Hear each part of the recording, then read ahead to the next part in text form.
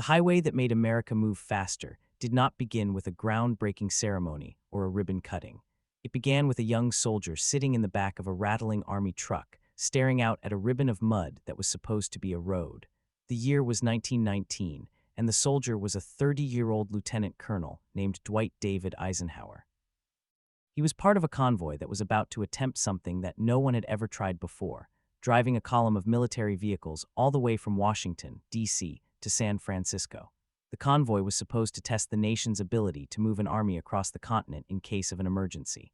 But what it really tested was the patience of every man who rode in it. The roads they traveled were not roads the way we think of them today. They were dirt tracks that turned to grease after a rain. They were rutted wagon paths that forced trucks to crawl at 3 miles an hour. They were stretches of wooden planks laid over swampy ground and bridges that groaned and sagged under the weight of a single truck. The convoy covered just over 3,000 miles. It took 62 days. That is an average of 50 miles per day. A man on horseback could have gone faster. A man on foot could have kept up. And when Eisenhower finally arrived in San Francisco, covered in dust and grease and bone-tired, he made a promise to himself. If he ever had the power to do something about the roads of America, he would do it. He kept that promise. But before we get to the promise kept, we need to understand why the roads were so bad in the first place. America in the early 20th century was a nation obsessed with the future. The automobile was the symbol of that future. In 1900, there were only 8,000 cars on the entire road network. By 1919, there were more than 7 million, but the roads had not kept up. Most of the country's highways were still dirt, gravel, or macadam, a type of crushed stone surface that turned to mush in wet weather. There was no national system. There was not even a national map. The federal government had almost no role in road building. Roads were a local matter, built by counties and townships with whatever money they could scrape together. Some roads were good, most were terrible. And nobody was coordinating them into a single network. The man who changed that was not Eisenhower at first. It was a businessman named Carl Graham Fisher. You may know Fisher as the man who built the Indianapolis Motor Speedway. He was a visionary, and he was also a showman. In 1912, he had an idea. He wanted to build a hard-surfaced road all the way across the country, from New York to San Francisco. He called it the Lincoln Highway. That name was not an accident. Fisher knew that Americans loved Abraham Lincoln, and he knew that a road named after Lincoln would attract attention and donations. He was not asking the government to pay for it. He was asking private citizens and businesses to contribute. He mounted a campaign that was part sales pitch, part patriotic crusade. He talked about the need for good roads to bind the nation together. He talked about the economic benefits. He talked about the glory of a transcontinental highway, and he raised money. Lots of money, but it was never enough. The Lincoln Highway was built in pieces by volunteers with local materials and lots of wishful thinking. By the time Eisenhower's convoy rolled out in 1919, the Lincoln Highway was only partially paved. The rest was still mud and gravel and hope.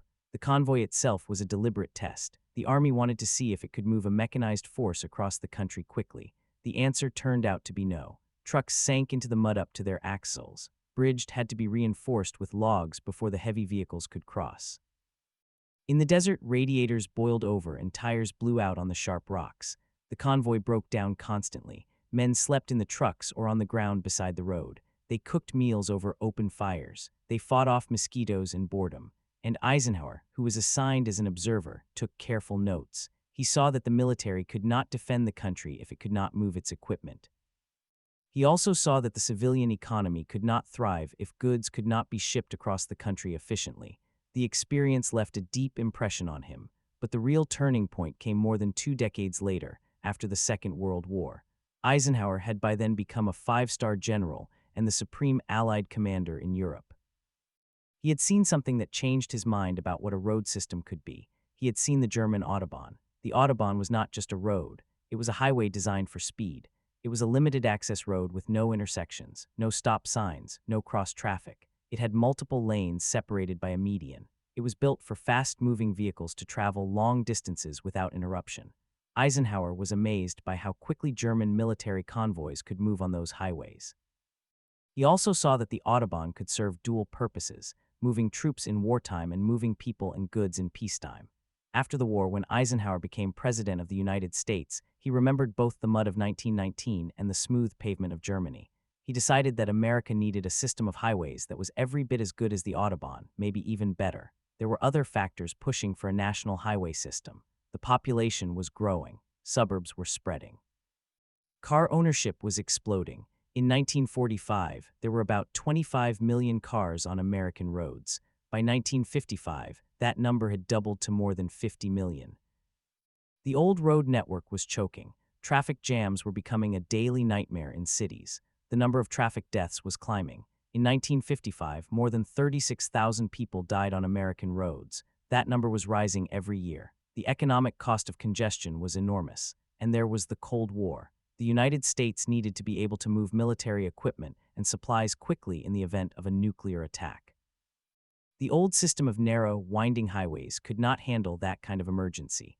All of these factors came together to create the perfect moment for a bold new program. Eisenhower had a plan, but he needed Congress to approve it. He proposed a 10-year, $25 billion program to build a network of 41,000 miles of interstate highways. $25 billion in the 1950s was an almost unimaginable sum. That is more than $200 billion in today's money. It was the biggest public works project in American history. The debate in Congress was fierce. Some lawmakers thought the cost was too high. Others worried about the federal government taking over road building from the states. Some wanted to use the money for other things, but Eisenhower was persuasive. He argued that the interstate system was essential for national defense. He argued that it would create jobs and stimulate the economy. He argued that it would make travel safer and faster. And he had a secret weapon. He knew that the American people wanted good roads. You could feel it in the letters that poured into the White House. People were tired of navigating rutted two-lane roads that turned into death traps whenever they left the city limits. They wanted a modern highway system. The Federal Aid Highway Act of 1956 passed by a wide margin. Eisenhower signed it into law on June 29, 1956. The bill created the Interstate Highway System, officially named the Dwight D. Eisenhower National System of Interstate and Defense Highways. It set standards for construction that were far higher than anything that had existed before. The interstates had to be limited access, meaning you could only get on and off at interchanges. They had to have multiple lanes in each direction. They had to have a minimum width of 12 feet per lane. They had to have shoulders wide enough for a vehicle to pull over safely. They had to be built to withstand heavy truck traffic and extreme weather. The federal government would pay 90% of the cost, with the states paying the remaining 10%. The money came from a dedicated fund financed by a tax on gasoline and diesel fuel. That was the key. The users of the highways would pay for them through the fuel tax. It was a brilliant system that ensured a steady stream of funding for decades. The first interstate highway to be built under the new program was Interstate 70, a stretch of road in Kansas. But the real construction boom began immediately. Every state wanted to be first. Every state wanted to show off its progress. The interstates began to spread like concrete tentacles across the continent.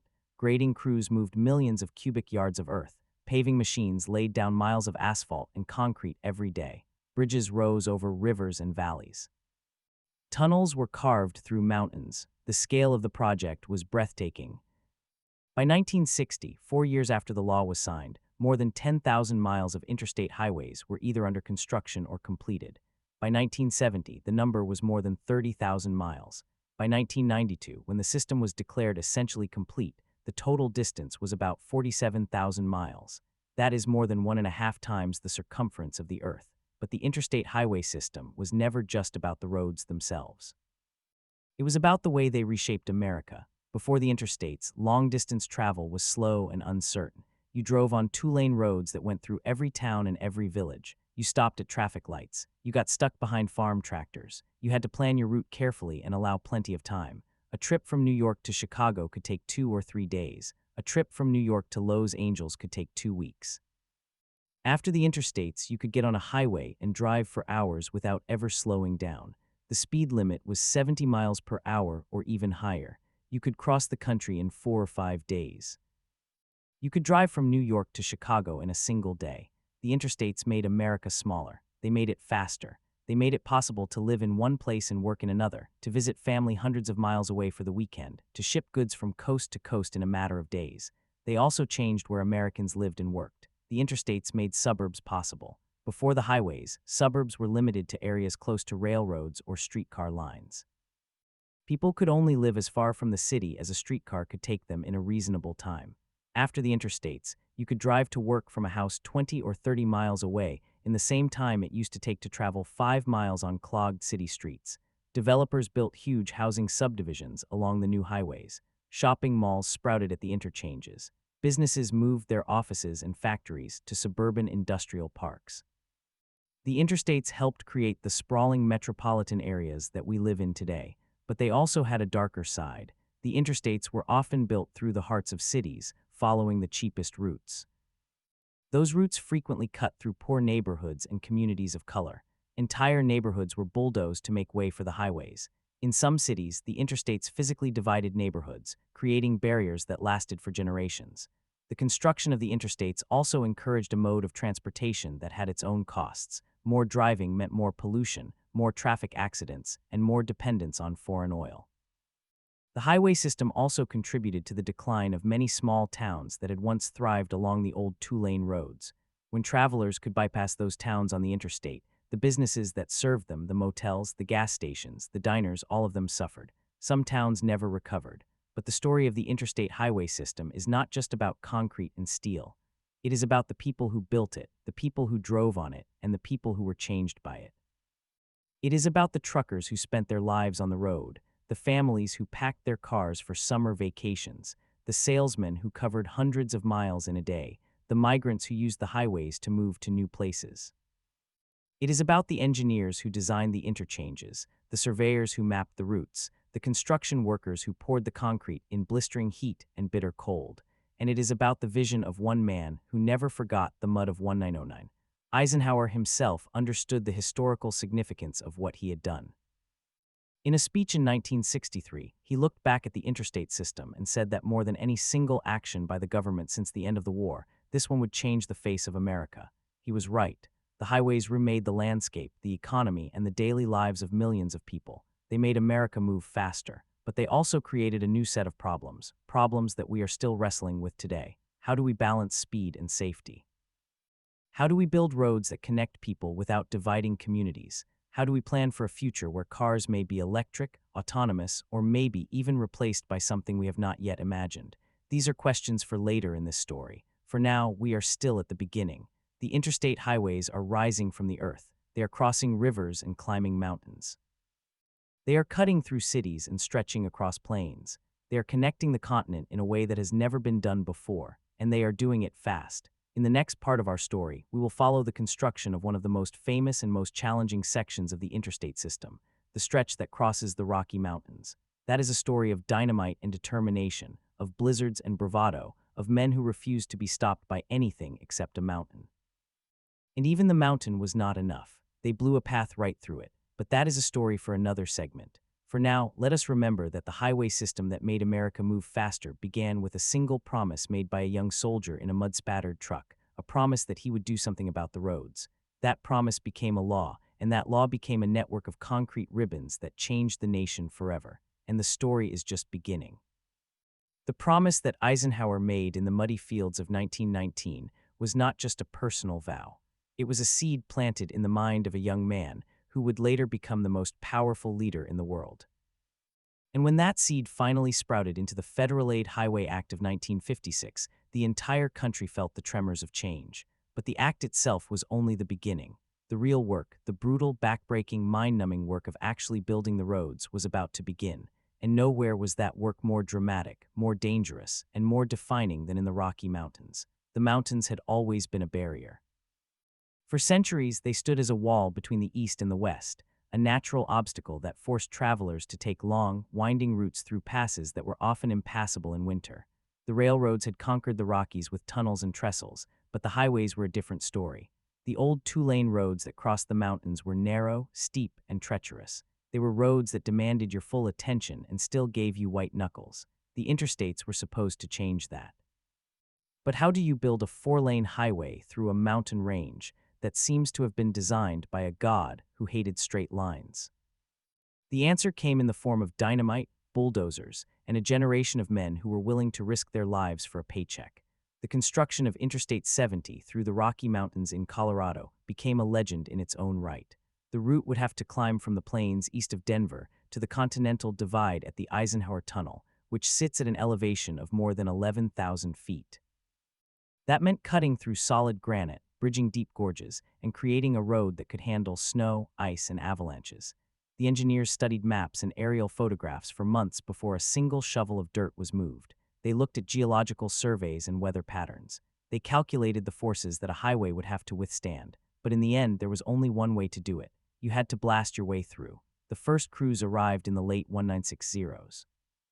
They were a mix of local men who had grown up in the shadow of the peaks and migrants who had come from the coal mines of Pennsylvania and West Virginia. They lived in makeshift camps that were little more than rows of trailers and tents. The camp had a cook shack, a first aid station, and a generator that provided electricity for a few hours each night.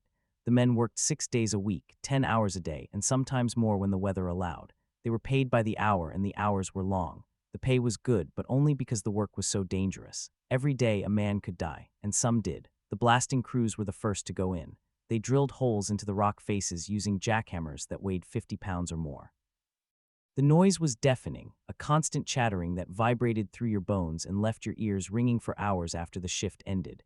They packed the holes with dynamite, carefully measured and tamped down. Then they ran for cover. The blast shook the ground like an earthquake. Rocks the size of cars flew into the air and crashed down hundreds of feet away. The dust hung in the air for minutes, turning the sky brown. And when the dust settled, the bulldozer operators moved in. They pushed the rubble over the side of the mountain, creating new slopes that would eventually be planted with grass and native shrubs to stabilize the earth. The bulldozers were giants, caterpillars with blades that could move a ton of rock in a single push.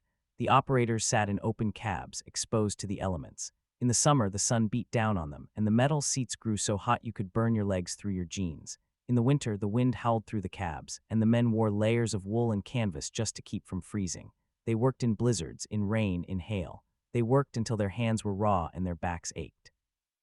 And they kept working because the highway had to be built. The most dangerous part of the job was working on the cliffs. The road had to be cut into the sides of mountains, and that meant men were suspended on ropes or standing on narrow ledges, drilling holes and setting charges. One wrong step, one slip of the rope, and you fell hundreds of feet into the canyon below. The safety gear was primitive by today's standards. A harness made of leather straps, a rope that was often frayed, a hard hat that was more for show than for protection. The men trusted their own balance and their own judgment more than any equipment, and they relied on each other. A crew was like a family. You watched out for the man next to you because you knew he would watch out for you. There was no room for careless mistakes. The stories from those construction camps have become part of the folklore of the West. One story tells of a blaster named Dutch who survived 3 dynamite explosions that should have killed him. The first time, a charge detonated early, and the blast threw him 20 feet into a pile of gravel. He got up, brushed himself off, and went back to work. The second time, a rockfall buried him up to his waist, and it took his crew half an hour to dig him out. He cracked a joke and asked for a cigarette. The third time, a misfired charge exploded as he was walking away from it, and a piece of shrapnel embedded itself in his leg. He limped to the first aid station, had the piece removed, and was back on the job the next day. Dutch became a legend, but he was not unique. Every crew had a man like him. Men who had been crushed by rocks, burned by explosions, frozen in snowstorms. Men who did not know when to quit, but the challenges were not just physical. The Rockies presented a unique engineering problem, the elevation. At 11,000 feet, the air is thin. Engines lose power, machines overheat, men get altitude sickness. The crews had to acclimate slowly, but the schedule did not allow for much rest. They pushed through headaches, nausea, and shortness of breath. They drank gallons of water to stay hydrated, but the dry air and the physical exertion made it impossible to keep up. Some men were airlifted out when they collapsed from exhaustion or dehydration. Others simply refused to leave. They had a job to do, and they were going to do it. The crowning achievement of the Rocky Mountain section was the Eisenhower Tunnel, a pair of bores that run nearly 2 miles through the heart of the Continental Divide. The tunnel was a marvel of engineering and a nightmare of construction. The first bore was started in 1968 and completed in 1973. That is 5 years of drilling and blasting, hauling and shoring, all at an altitude where the oxygen level is 70% of what it is at sea level. The tunnel was dug from both ends, meeting in the middle with a tolerance of less than an inch.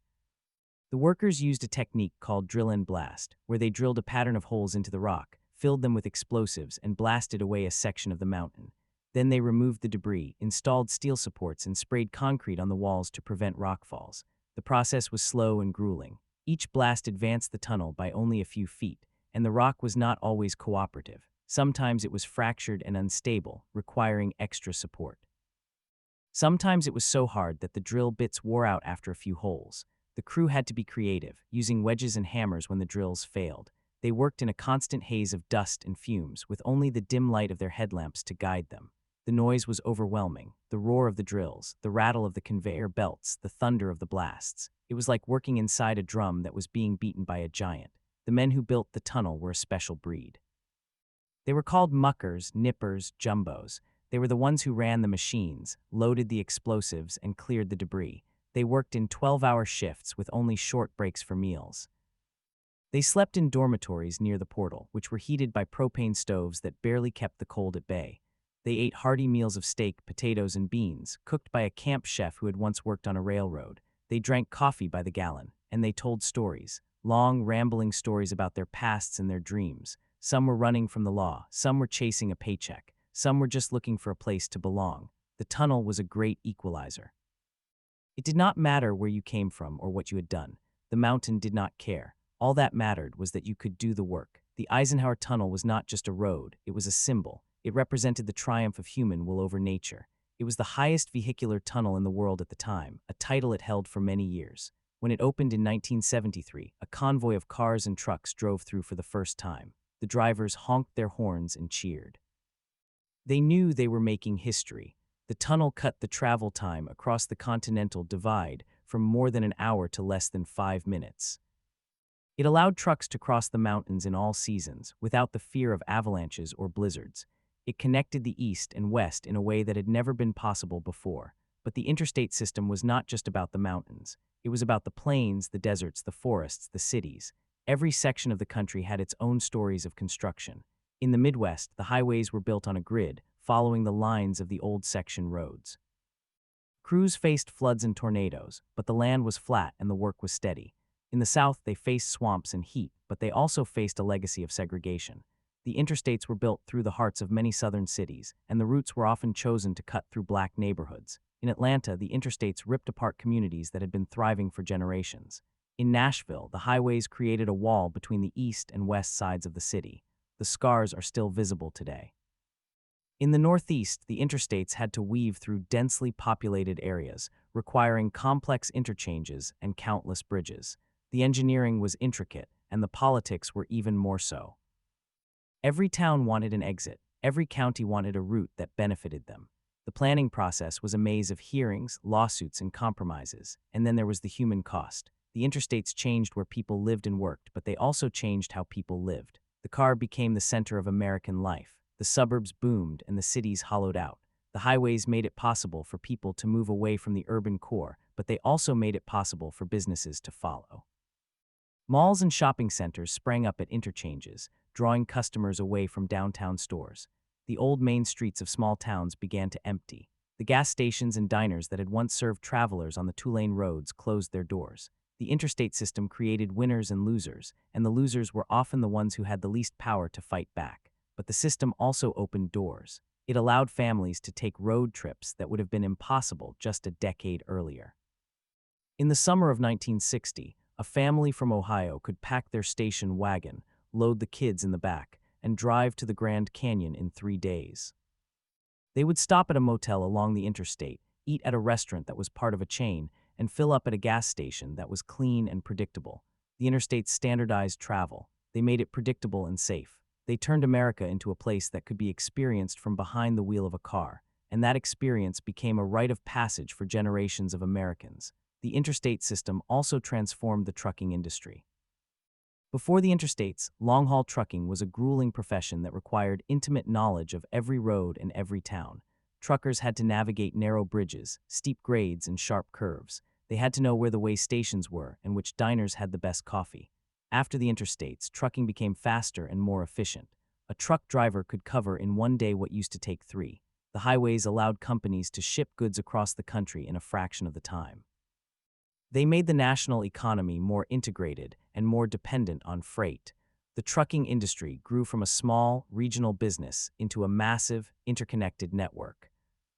Today, trucks move more than 70% of all freight in the United States, and most of that travel happens on the interstates.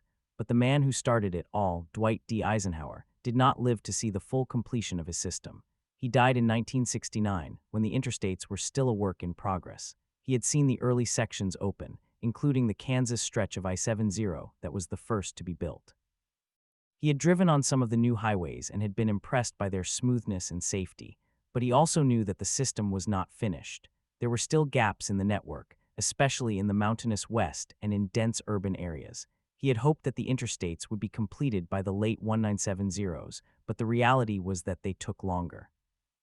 The last major section, Interstate 105 in Los Angeles, was completed in 1993, more than 3 decades after the program began, and even then the system was not truly finished. There are still segments that need widening, bridges that need replacing, and interchanges that need redesigning.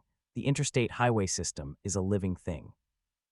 It evolves every day as new roads are added and old roads are improved. It is a testament to the vision of the men and women who conceived it and the labor of the millions who built it. And it is a reminder that the biggest projects are never just about the physical structure. They are about the people who use them, the communities they connect, and the dreams they enable. The highways that make America move faster have also shaped America itself. They have determined where we live, where we work, and how we see the world. They have given us the freedom to go anywhere, but they have also given us the responsibility to think about the consequences of that freedom. Today, the interstates are still the backbone of American transportation. They carry millions of vehicles every day. They are the arteries of commerce and the veins of travel. They are the roads that take us to work, to school, to the hospital, to the airport. They are the roads that take us home. And they are the roads that remind us of the promise that a young soldier made in the mud of 1909, a promise that he would do something about the roads. He kept that promise, and we are still living with the results. And yet the story of the interstate highway system did not end with the last ribbon-cutting ceremony. It continues to unfold every day in ways that Eisenhower and the early planners could never have fully anticipated. The highways they built became not just roads, but frameworks for an entire way of life. They reshaped the American landscape in ways both visible and invisible, and they left behind a legacy that is still being debated, celebrated, and contested. Consider the suburbs. Before the interstates, the suburbs existed, but they were small and often connected to cities by streetcars or commuter trains. The typical American family lived within walking distance of a grocery store and a streetcar line. After the interstates, that changed. The highways made it possible to live far from the city center and still commute to work in a reasonable amount of time. Developers snapped up cheap farmland on the outskirts of every major city and built sprawling subdivisions with curving streets and cul-de-sacs. The houses were affordable, the yards were big, and the schools were new. For millions of families, the suburbs were the realization of the American dream. But that dream came with a hidden cost. The suburbs required a car for every adult. They consumed vast amounts of land. They separated people by income and race, as many suburban communities used zoning laws and restrictive covenants to keep out poor families and minorities. They were built on the assumption that gas would always be cheap and that roads would always be free. And for decades, that assumption held. But as the suburbs grew, so did the traffic. The interstates that had once been wide open began to clog during rush hour, turning the daily commute from a quick drive into a grinding crawl. Take the example of metropolitan Los Angeles. The city that invented the car culture also suffered from its worst consequences. The interstates that sliced through LA County were supposed to make travel effortless. Instead, they became parking lots. By the 1990s, the average commuter in Los Angeles spent nearly 100 hours a year stuck in traffic. The highways that were meant to save time ended up wasting it, and the problem was not unique to LA. From Atlanta to Seattle, from Chicago to Dallas, the same story played out. The more highways we built, the more we drove. The more we drove, the more we needed even more highways. It was a cycle that seemed impossible to break, but the interstates did more than just create congestion. They also created a new kind of American culture, one that was mobile, restless, and constantly in motion. The road trip became a national pastime. Families loaded up the station wagon and set out to see the country. They drove to the Grand Canyon, to Yellowstone, to the beaches of Florida, to the mountains of Colorado. They stopped at roadside attractions, at the world's largest ball of twine, at the cave that was shaped like a heart, at the diner that served the best pie in 3 states. The interstate system made it possible to cover huge distances in a single day, and that changed the way Americans thought about space and time. The country shrank. A trip from New York to Chicago that had taken 3 days on the old two-lane roads now took 15 hours.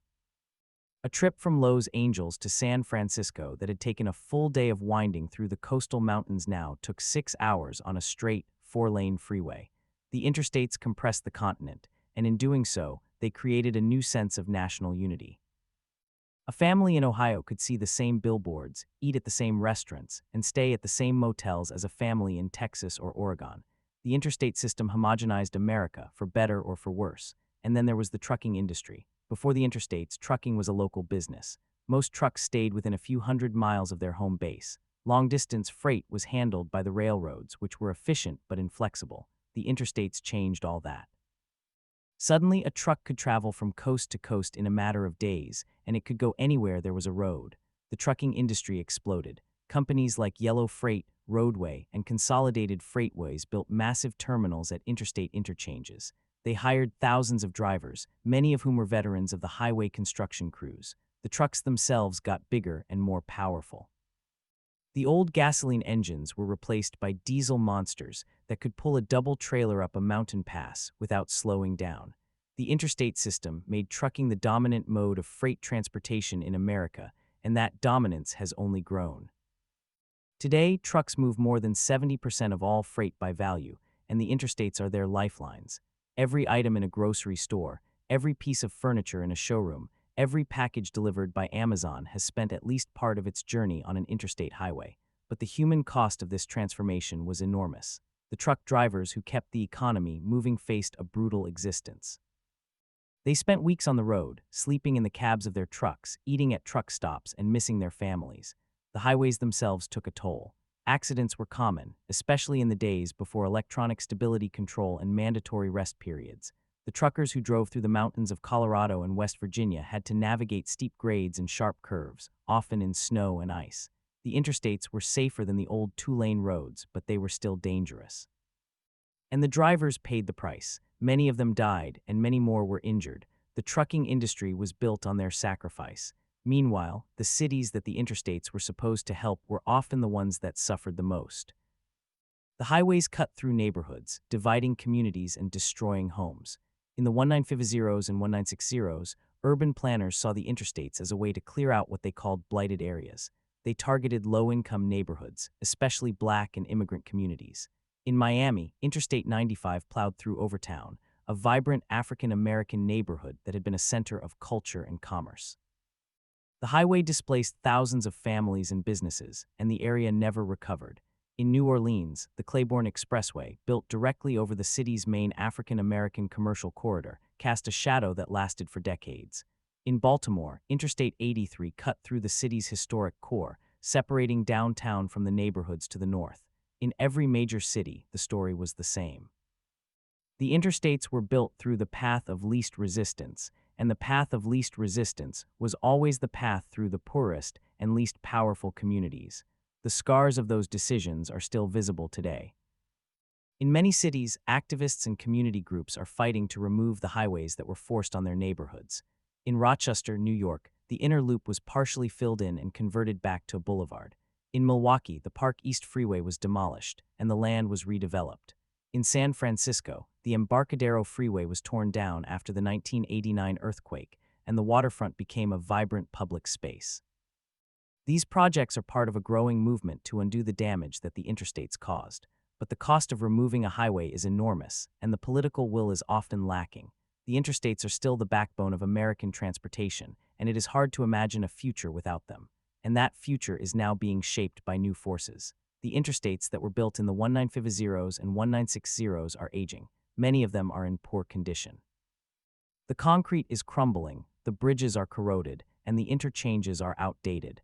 The American Society of Civil Engineers gives the nation's infrastructure a grade of C-, and the interstates are no exception. The cost to repair and upgrade the system is estimated to be in the trillions of dollars, and yet the funding is not there. The federal gas tax, which pays for highway maintenance, has not been raised since 1993. Inflation has eroded its purchasing power, and the money is no longer enough to keep up with the needs. The result is a system that is slowly falling apart, but even as the old interstates decay, new technologies are emerging that could transform them. Autonomous vehicles promise to make driving safer and more efficient. Electric cars could reduce the environmental impact of highway travel. Smart highways with embedded sensors and real-time traffic management could eliminate congestion. But these technologies are still in their infancy, and they will require massive investment. The interstates of the future may look very different from the ones we know today. They may be quieter, cleaner, and more automated. Or they may be abandoned as Americans turn to other modes of travel, like high-speed rail or air mobility. No one knows for sure. What we do know is that the interstate highway system will always be a part of the American story. It is a monument to the vision of Dwight Eisenhower and the labor of the men and women who built it. It is a reminder of the power of collective action, of what a nation can achieve when it sets its mind to a goal. And it is also a cautionary tale. The interstates taught us that big projects have big consequences, and that the decisions we make today will shape the lives of generations to come. The highways that made America move faster also made America move farther apart. They connected us in some ways and divided us in others. And as we look to the future, we must ask ourselves, what kind of roads do we want to build? What kind of country do we want to live in? The answers are not easy, but the questions are essential, because the story of the interstates is far from over. It is still being written, 1 mile at a time, by the drivers, the planners, the workers, and the dreamers who are shaping the next chapter of the American road. And so the dreamers came. They were the engineers and urban planners who looked at the crumbling concrete and saw opportunity instead of decay. They were the environmentalists who had spent decades fighting the highways, now turning their attention to repairing the damage. They were the entrepreneurs who believed that the road itself could become a platform for innovation. And they were the ordinary citizens who had lived with the roar of traffic outside their windows and wondered if there might be a better way. The first wave of change came from the cities. In the 1990s and early 2000s, a handful of mayors and transportation officials began to question the wisdom of the interstates that sliced through their downtowns. The demolition of San Francisco's Embarcadero Freeway had been a dramatic success, but it was seen as a fluke, a once-in-a-lifetime opportunity created by an earthquake. Then came the removal of the Park East Freeway in Milwaukee, a project that had been studied for years before anyone had the courage to pull the trigger. The results were stunning.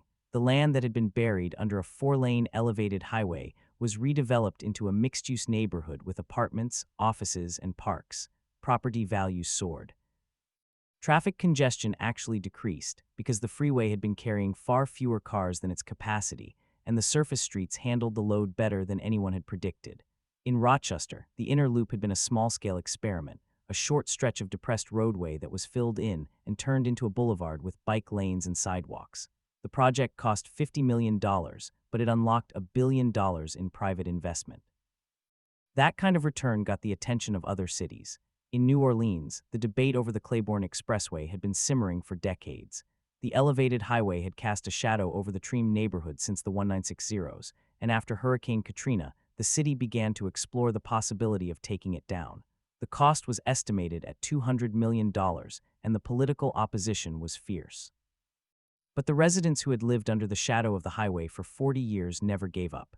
They formed community groups, they lobbied city council, they held protests with banners that read, "Tear down the wall," and slowly, the idea began to gain traction.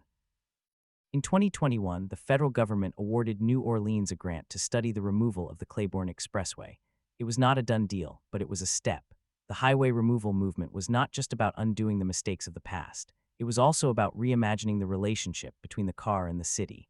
In the 1950s, the interstate system had been sold as a way to revitalize downtowns by making them more accessible, but the opposite had happened. The highways had drained the life out of urban cores, pushing people to the suburbs and leaving behind empty lots and boarded-up storefronts. The new thinking was that cities should be designed for people, not just for cars.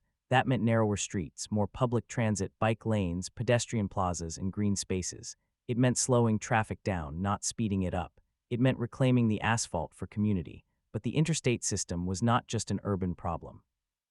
In rural America, the highways had brought economic opportunity, but also isolation. The small towns that had been bypassed by the interstates withered. The gas stations, diners, and motels that had lined the old 2-lane roads closed one by one.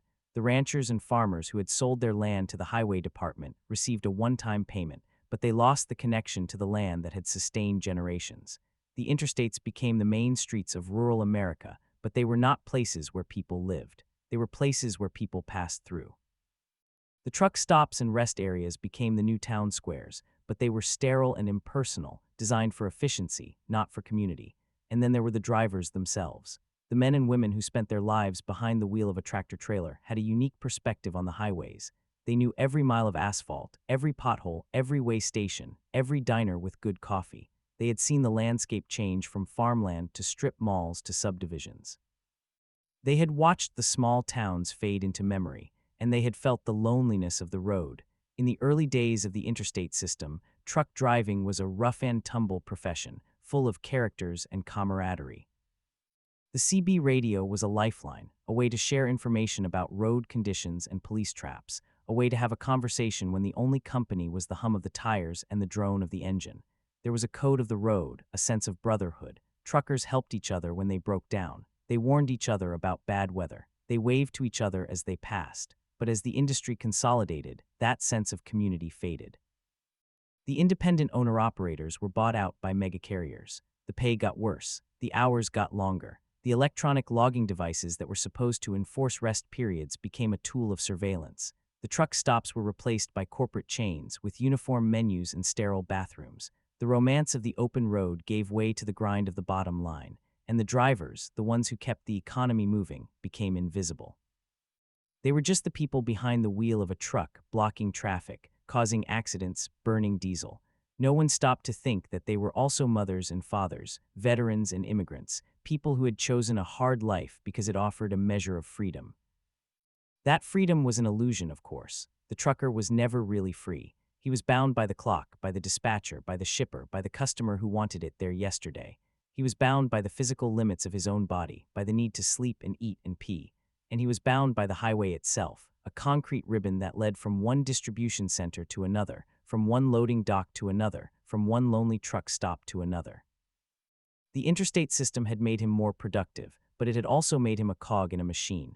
The machine was called the American economy, and it needed to move. It needed to move faster and faster. The trucker was the one who made it move. The environmental cost of that movement was staggering. Every gallon of diesel burned by a truck released 22 pounds of carbon dioxide into the atmosphere. The interstate system was responsible for a significant portion of the nation's greenhouse gas emissions. The highways also fragmented habitats, disrupted migration patterns, and contributed to the decline of wildlife. Deer, elk, and bears were struck by cars and trucks by the thousands every year. The roads themselves collected runoff from rain and snow, carrying oil, antifreeze, and heavy metals into streams and rivers.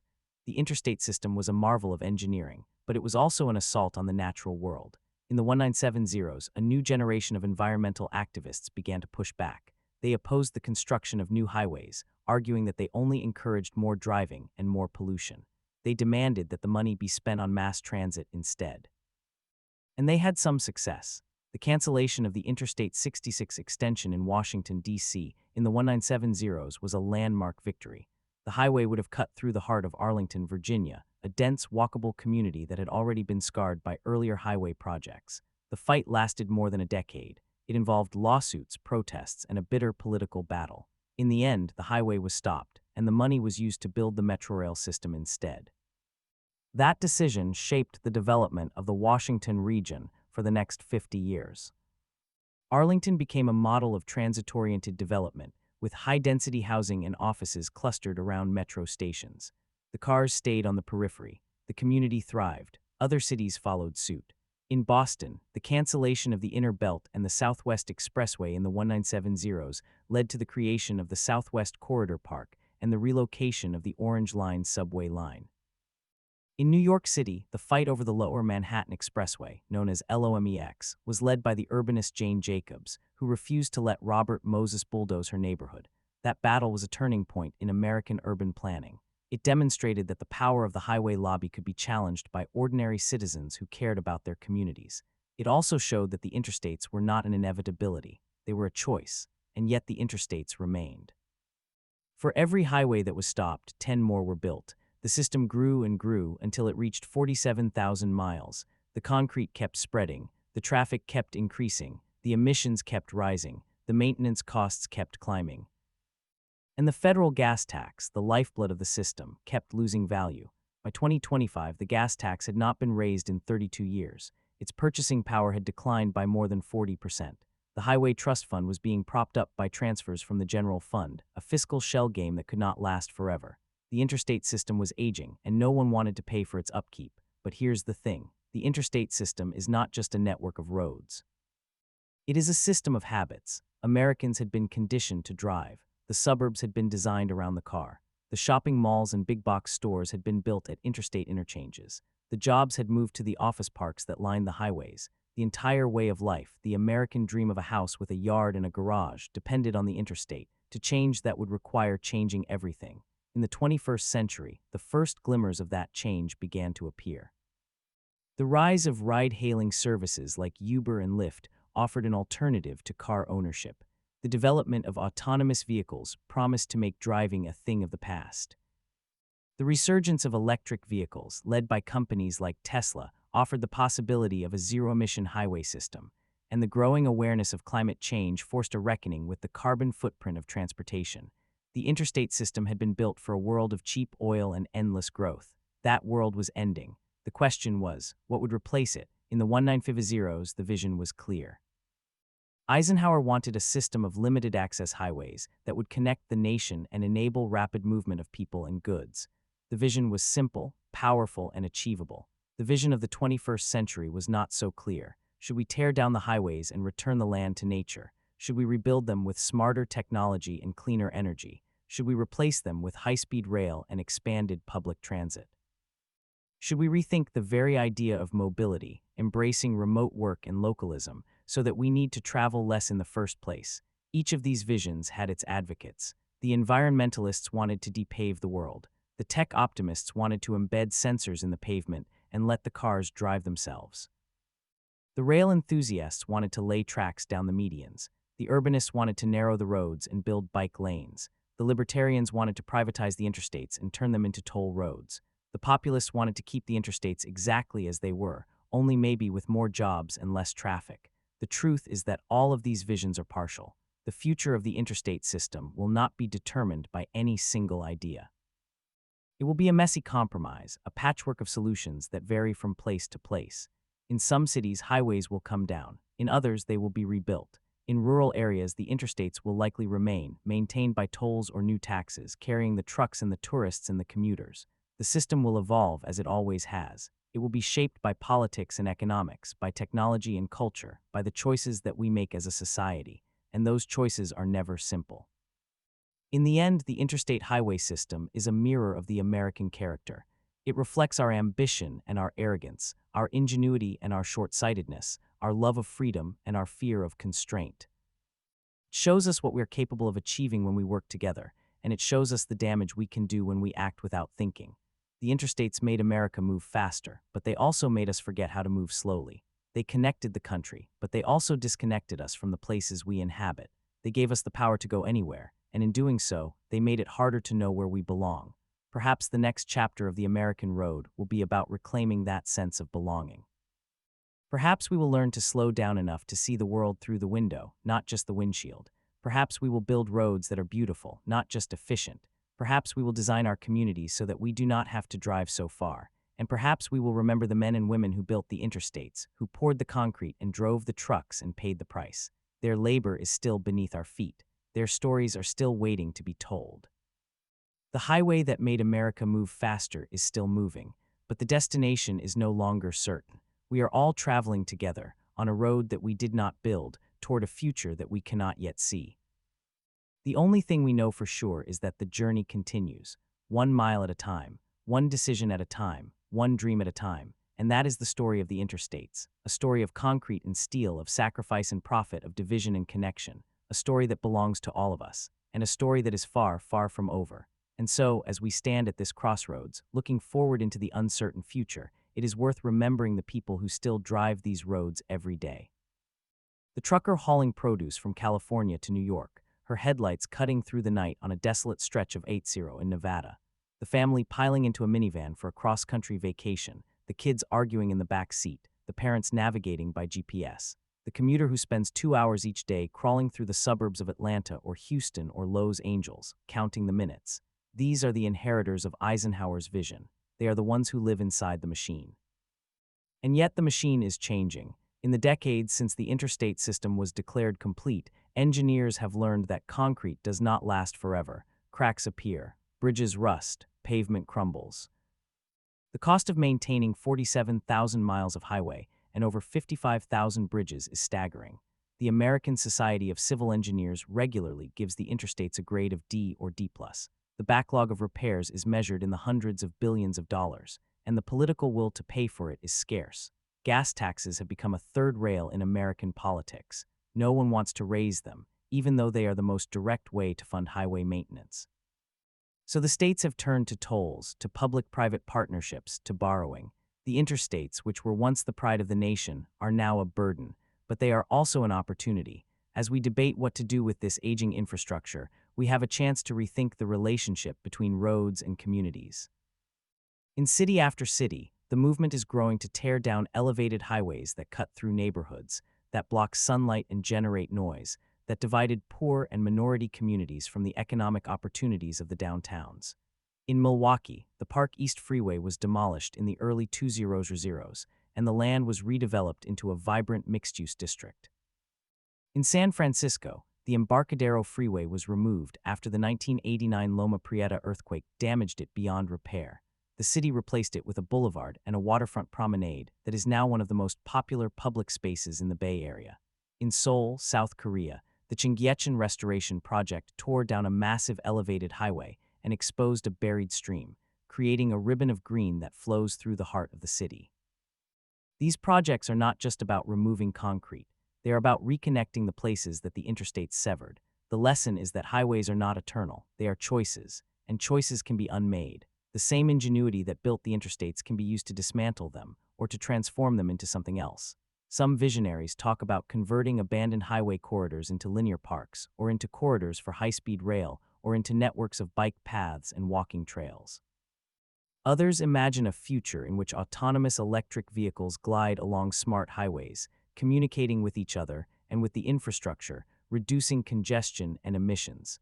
The technology is not the limiting factor. The limiting factor is our imagination. Perhaps the most profound shift will be cultural. The love affair between Americans and the car has been cooling for years. Millennials and Gen Z are driving less, getting licenses later, and moving back to cities at rates that would have been unthinkable in the 1950s. The suburbs are still growing, but the shape of that growth is changing. New suburban developments are being built with walkable town centers, with bike lanes, with access to public transit. The old model of the single-family home on a half-acre lot, connected to the rest of the world only by a car and a two-lane highway, is beginning to fade. It is not gone, not by a long shot, but the signs of change are everywhere. And so we end this story not with a destination, but with a journey. The interstate highway system is a monument to a particular moment in American history, a moment of boundless optimism and industrial might. It is also a monument to our blind spots, our willingness to sacrifice community for convenience, to trade the smell of fresh air for the hum of the engine. The roads are still there, winding from coast to coast, from border to border. They are still the arteries of the nation, but the blood that flows through them is changing. The cars are getting cleaner. The lanes are getting narrower in some places and wider in others. The people are beginning to ask whether there is a better way to move. And that is the real legacy of the interstates. They were never just about getting from point A to point B. They were about the American dream of freedom, movement, and opportunity. That dream is not dead. It is evolving. The highway that made America move faster may yet teach us how to move smarter, how to move together, how to move with purpose. The concrete will crack, the asphalt will fade, but the road will always be there, waiting for the next generation to build their own version of the future. The story is far, far from over. But for now, we can pause, look back at the long gray ribbon that stretches across the continent, and know that every mile was a choice, and every choice matters.